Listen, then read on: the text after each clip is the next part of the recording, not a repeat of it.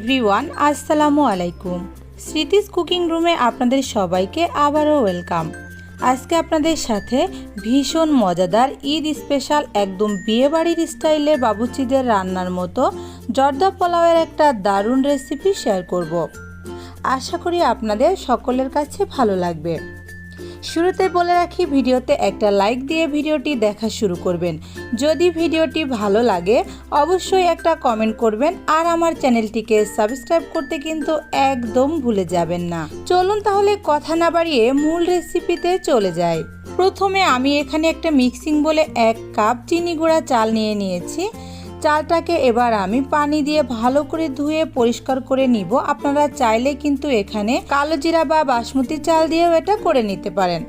খুব ভালো করে ধুয়ে পরিষ্কার করে এটাকে আমি এবার ভিজিয়ে রাখবো 15 থেকে 20 মিনিটের জন্য। অবশ্যই চালটাকে 15-20 মিনিট ভিজিয়ে রাখবেন, তাহলে কিন্তু রাইসটা খুব ঝরঝরা হবে জর্দা পোলাওটা রান্না করার পরে। 15-20 মিনিট পরে আমি চালটাকে একটা স্ট্রেনারে সেঁকে নিয়েছি। এবার আমি এটাকে একটা সাইডে রেখে দিচ্ছি। চুলায় আমি পানি বসিয়ে দিয়েছি, অন্য প্যানে পর্যাপ্ত পরিমাণে পানি দিয়েছি। পানিটা কিন্তু অবশ্যই একটু বেশি দিতে হবে। পানিটা যখন এরকম ফুটে এসেছে আমি জর্দা কালার দিয়ে দিয়েছি এখানে সামান্য পরিমাণে। আপনারা দেখলেই বুঝতে পেরেছেন আমি এখানে কতটুকু ইউজ করেছি। খুব ভালো করে আমি কিন্তু এবার পানিটাকে ফুটিয়ে নিব। দেখুন পানিটা কিন্তু খুব ভালোভাবে ফুটে এসেছে। আমি একটা চামচ দিয়ে এটাকে খুব ভালো করে নেড়ে চেড়ে জর্দা ফুড কালারটা সুন্দর মতো মিশিয়ে নিচ্ছি। দেখুন খুব ভালো মতো যখন মিশে গিয়ে বলক চলে এসেছে, এবার আমি স্ট্রেনারে সেঁকে রাখা চালগুলা এর মধ্যে দিয়ে দিচ্ছি। সাথে সাথে কিন্তু নেড়ে চেড়ে দিতে হবে, তা না হলে কিন্তু চালটা নিচে প্যানে লেগে ওটা জমাট বেঁধে যাবে। এবার আমি চুলার জালটা হাই হিটে করে দিয়েছি। অবশ্যই কিন্তু হাই হিটে করে দিতে হবে। হাই হিটে করে দিয়ে রাইসটাকে আমি রান্না করে নিব 80%-এর মতো।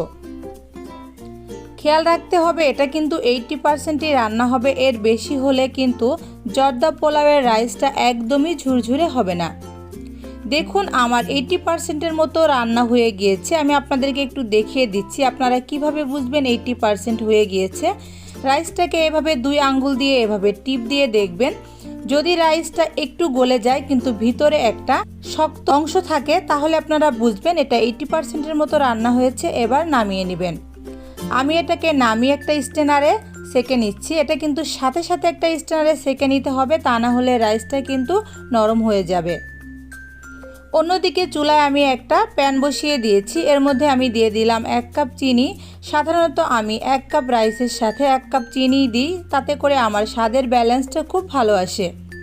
এর মধ্যে দিয়ে দিলাম 1/3 কাপ অরেঞ্জ জুস বা মাল্টার জুস, আর দিয়ে দিলাম 1/3 কাপ নর্মাল পানি। এখানে আমি দিয়ে দিলাম মালটার 1/3 কাপ অংশ, এভাবে আমি টুকরা করে কেটে দিয়েছি। আপনারা চাইলে অরেঞ্জও দিতে পারেন, মালটাও দিতে পারেন। দিয়ে দিলাম আমি একটা তেজপাতা 2টা টুকরা করে, কয়েকটা এলাচ দিয়ে দিয়েছি, কয়েকটা লবঙ্গ দিলাম। লবঙ্গটা কিন্তু অবশ্যই দেওয়ার চেষ্টা করবেন, তাহলে কিন্তু জর্দা পোলাওয়ে খুব ভালো একটা ফ্লেভার আসে। দিয়ে দিলাম 2 টুকরা দারুচিনি। এবার আমি এর মধ্যে 2 টেবিল চামচ ঘি অ্যাড করে দিচ্ছি। ঘিটা কিন্তু অবশ্যই দিবেন, তাহলে জর্দা পোলাওয়ে যেমন ঘিয়ের একটা স্ট্রং ফ্লেভার আসবে এবং রাইসটাও কিন্তু খুব ঝুরঝুরে হবে। এবার আমি চুলার জালটা অন করে দিয়ে খুব ভালো করে এটাকে মিশিয়ে নিচ্ছি।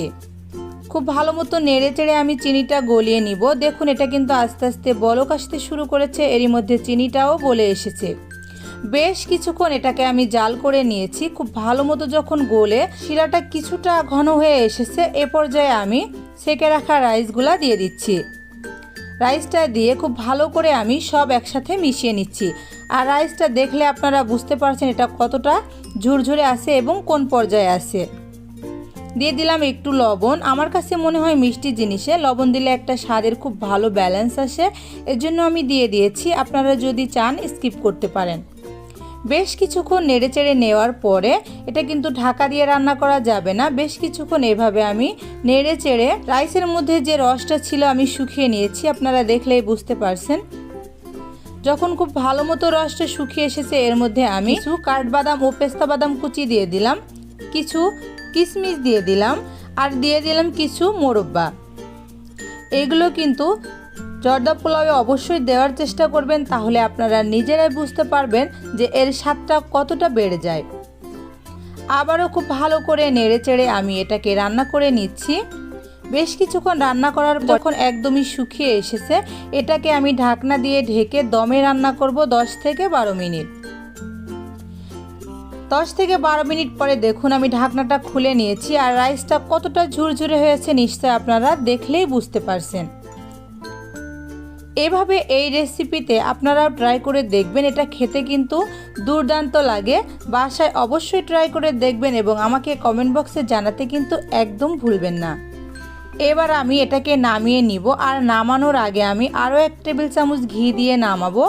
এই নামানোর আগে ঘিটা কিন্তু অবশ্যই দিতে হবে, তাহলে এই জর্দা পোলাওয়ের মধ্যে খুব ভালো স্ট্রং একটা ঘিয়ের ফ্লেভার আসবে। চলুন এবার আমি এটাকে সার্ভ করে নিই।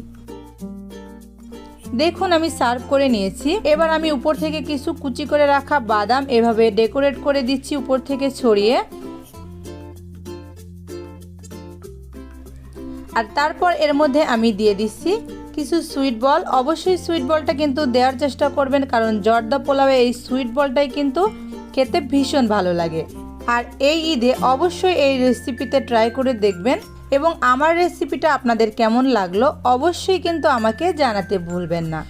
এতক্ষণ কষ্ট করে আমার সাথে থেকে আমার এই ভিডিওটি দেখার জন্য আপনাদের সবাইকে অসংখ্য ধন্যবাদ। চ্যানেলে নতুন বন্ধুদেরকে বলছি, আমার চ্যানেলটিকে যদি সাবস্ক্রাইব না করে থাকেন প্লিজ আমার চ্যানেলটিকে সাবস্ক্রাইব করে দিবেন এবং পাশে থাকা বেল বাটনটিতে ক্লিক করে রাখবেন, যাতে করে সহজ সহজ রেসিপিগুলো সবার আগে আপনার কাছেই পৌঁছে যায়।